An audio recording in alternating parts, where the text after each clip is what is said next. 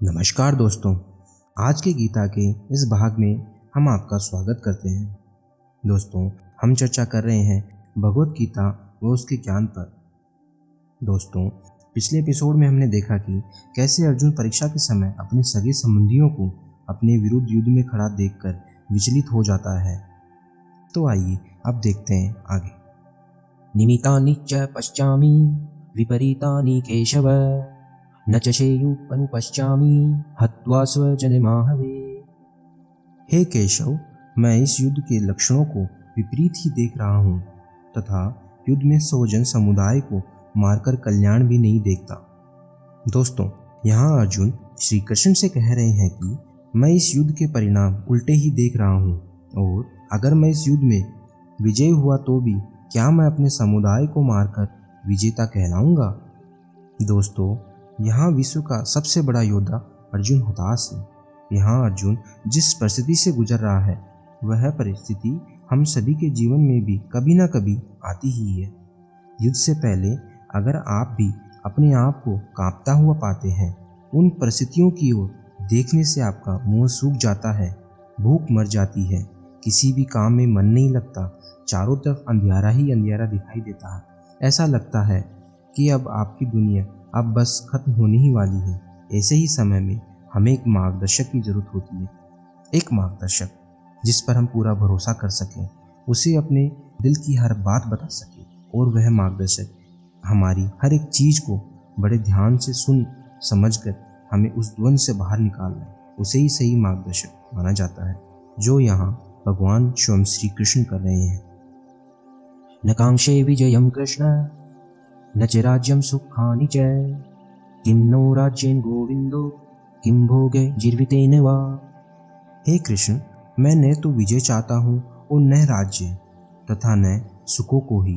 हे गोविंद, हमें ऐसे राज्य से क्या प्रयोजन है अथवा ऐसे भोगों से और जीवन से भी क्या लाभ। दोस्तों, यहाँ अर्जुन कृष्ण को कह रहे हैं कि हे गोविंद, अगर मैं इस युद्ध में विजय होकर राज्य व राज्य के सुख भी मिल जाए तो इसका क्या लाभ जब मेरे पास अपने सगे संबंधी ही ना हों।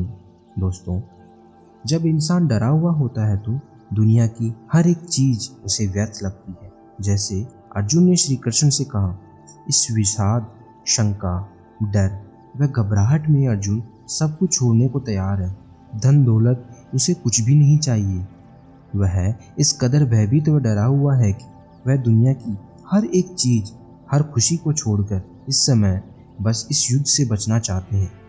दोस्तों, हमारे जीवन में इन्हीं लक्षणों को पहचानना है ताकि ऐसी अवस्था में हम भी वो करें जो कृष्ण हमें आगे चलकर बताएंगे। येषामर्थे कांक्षितं नो राज्यं भोगा सुखानि च त इमे स्थितावस्थिता युद्धे प्राणास्तत्यक्त्वा धानि च। हमें जिनके लिए राज्य, भोग और सुखादि अभिष्ट हैं, वे ही ये सब धन और जीवन की आशाओं को त्याग कर युद्ध में खड़े हैं। यहाँ अर्जुन आगे श्री कृष्ण को कह रहे हैं कि हम जिन परिवारजनों के लिए राज्य, भोग, सुखादि चाहते हैं, आज हमें उन्हीं से युद्ध करना पड़े तो ये सुख सुविधाएं किस काम की। दोस्तों, अगर हम जीवन का दूसरा नाम संघर्ष रख देते हैं, इसमें अतिशयोक्ति नहीं होगी, क्योंकि हमारे जीवन में ऐसे अवसर आते ही हैं जहां हमें धर्म की खातिर खड़ा होना ही पड़ता है। वह उस समय जब हम देखते हैं तो हमारे सामने हमारे ही परिवार के जन खड़े रहते हैं। दोस्तों, आप सोचिए कि हम जीवन का हर युद्ध, हर काम हम अपनों के लिए करते हैं। हमारा सारा काम, सारे फायदे, सारी सुख सुविधाएं, सारी शांति, भाग दौड़ सिर्फ और सिर्फ हम अपनों के लिए ही तो करते हैं। और परिस्थितिवश अगर हमें उनके ही विरुद्ध कुछ काम करना पड़े तो इससे बड़ी क्या दुविधा हो। शायद ऐसे ही कुछ प्रश्न अर्जुन के मन में भी चल रहे हैं। आचार्यः पितरः पुत्रास् तथैव च पितामहः मातुलः श्वशुरः पौत्रः शालासम्बन्धिनस्तथा एतान् हन्तुमिच्छामि न तोऽपि मधुसूदन अपि त्रैलोक्यराज्यश्च हेतों किं नु महि कृते निहत्य धात्रा राष्ट्रान्निका प्रीति स्याज्जनार्दन पापमेवाश्रयेदस्मान् हत्वेता न ततयिन। हे मधुसूदन, मुझे मारने पर भी अथवा तीनों लोगों के राज्य के लिए भी मैं इन सबको मारना नहीं चाहता, फिर पृथ्वी के लिए तो करना ही क्या। हे जनार्दन, धृतराष्ट्र के पुत्रों को मारकर हमें क्या प्रसन्नता होगी?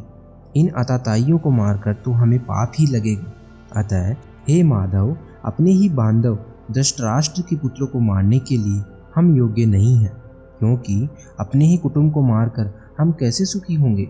दोस्तों, यहाँ अर्जुन आगे श्री कृष्ण को तर्क देकर बता रहे हैं कि हे मधुसूदन, अगर मुझे तीनों लोकों का राज्य भी मिल जाए तो मैं इसको मारना नहीं चाहता हूँ, फिर यह तो पृथ्वी की बात है। वह आगे कहता है कि हे जनार्दन, धृतराष्ट्र के पुत्रों को मारकर हमें क्या मिलेगा? वे तो वैसे भी अताताई ही हैं और इनको मारने से हमें पाप ही लगने वाला है। अतः हे माधव, हमें अपने ही परिवार जन को हम मारने योग्य नहीं, क्योंकि अपने ही कुटुंब को मारकर हम कैसे इस पृथ्वी पर सुखी रह पाएंगे। दोस्तों, यहाँ इन तीनों श्लोकों में अर्जुन श्री कृष्ण को तर्क पर तर्क दिए जा रहे हैं कि हम किसी भी परिस्थिति में अपने ही परिवारजन को मारकर सुखी नहीं रहेंगे।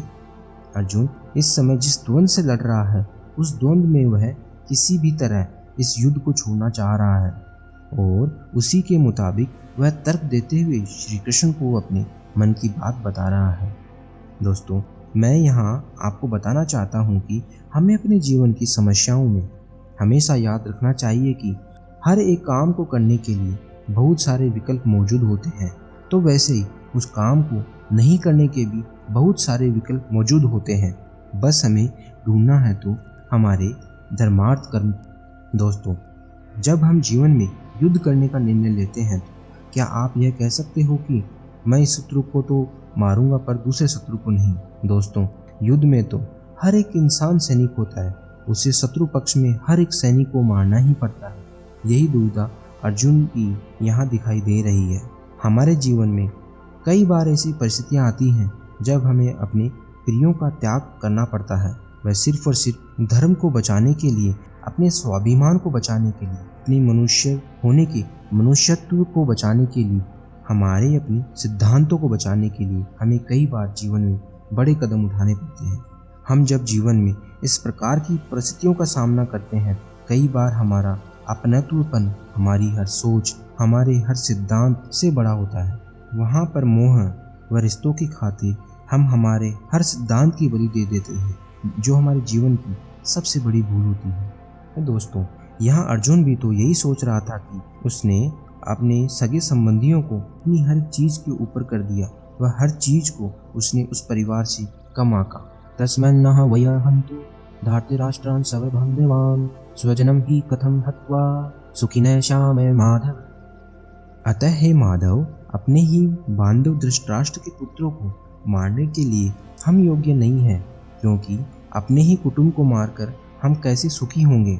दोस्तों, यहाँ अर्जुन आगे श्री कृष्ण को अपने मन की व्यथा बता रहे हैं कि हे माधव, अपने ही कुल के धृतराष्ट्र के पुत्रों को मारने के लिए हम योग्य नहीं हैं।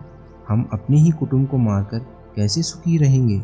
दोस्तों, क्या आपके परिवार को खत्म करके क्या आपको सुख हासिल हो सकता है?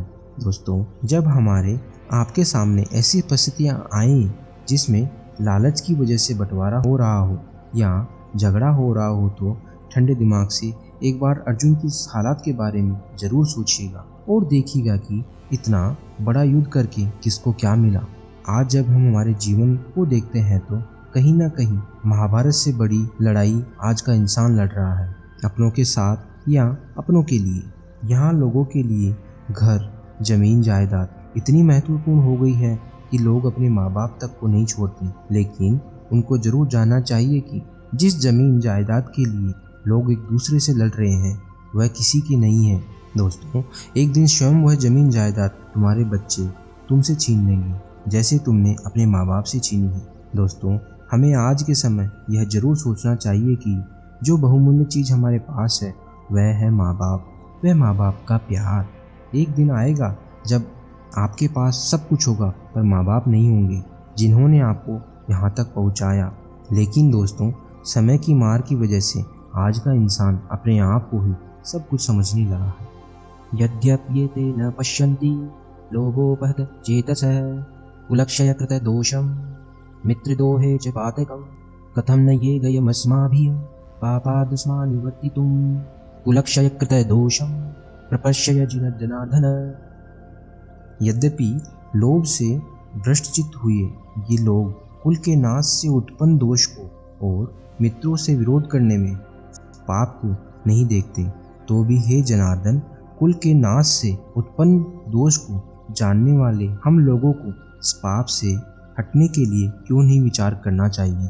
दोस्तों, यहाँ अर्जुन आगे श्री कृष्ण को कह रहे हैं कि कौरव तो लोभ से भ्रष्टचित्त हो चुके हैं, उनको कुल नाश से उत्पन्न दोष व मित्रों से विरोध करने में भी पाप का एहसास नहीं होता। वह आगे कहता है कि पर हम तो जानते हैं कि कुल नाश के दोष क्या होंगे, तो क्या हमें पीछे हटने का विचार नहीं करना चाहिए। दोस्तों, यहाँ बारंबार तरह तरह के तर्क देकर अर्जुन कोशिश कर रहा है कि क्या हमें बिना कुल के होने वाले दोष के बारे में नहीं जानना चाहिए, क्या इन दोषों के होने वाले प्रभावों को ध्यान में रखकर क्या हमें इस युद्ध में हार नहीं जाना चाहिए। दोस्तों, क्या होता कि उस समय अर्जुन युद्ध से अपने हाथ वापस खींच लेता, क्या होता कि वही परिस्थिति आज के समय हो रही होती, तो क्या आप लोग इसको वापस लेते या अपने धर्म व आत्म स्वाभिमान की खातिर उस युद्ध को लड़ते। कुलक्षय प्रणश्यन्ति कुलधर्मः सनातना धर्मे नष्टे कुलं तस्नं धर्मोऽभिभव्ययुत। कुल नाश से सनातन कुल धर्म नष्ट हो जाते हैं। धर्म में नाश हो जाने पर संपूर्ण कुल में पाप भी बहुत फैल जाता है। दोस्तों, यहाँ अर्जुन भगवान श्री कृष्ण को कुल दोष से होने वाले प्रभावों के बारे में बता रहे हैं, जो कहीं ना कहीं आज की समाज की दशा पर बिल्कुल सटीक प्रश्न चिन्ह लगाते हैं। क्योंकि दोस्तों, जहाँ परिवार का विनाश हो जाता है वहाँ कुछ नहीं बचता। कुल खत्म होने का मतलब है सब कुछ खत्म हो जाना। शायद ऐसी ही विनाश लीला के डर में अर्जुन फंसे हुए हैं। वो कहते हैं कि कुल के नाश से सनातन कुल धर्म खत्म हो जाते हैं। जहाँ धर्म का नाश होने से संपूर्ण कुल में पाप भी बहुत फैल जाता है।